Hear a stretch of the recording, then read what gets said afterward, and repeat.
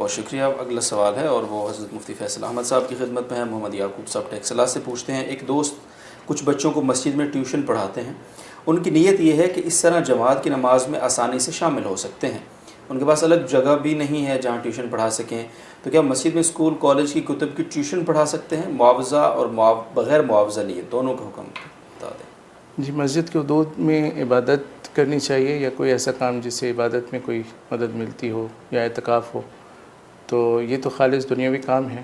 پھر اس کے اندر جو کتابیں ہوتی ہیں ان میں تصویریں بھی ہوتی ہیں, تو اور پھر یہ ہے کہ آپ کی دیکھا دیکھی بہت سے اور لوگ بھی آ سکتے ہیں, تو بہت مفت کی بجلی ہے, تو اس سے بالکل بچنا چاہیے. البتہ جو نیت ہے ان کی اس کا یہ حل ہو سکتا ہے کہ مسجد کی انتظامیہ اگر کوئی اعتراض نہ کرے تو کوئی وہاں پہ چمن ہوگا, کوئی آگے پیچھے کوئی جگہ ہوگی, تو وہاں بیٹھ کے پڑھا لیں. لیکن یہ کہ مسجد کی حدود جو عبادت کے لیے بنی ہوئی ہے اس کے اندر ایسا کرنا جائز ہے. جی ٹھیک.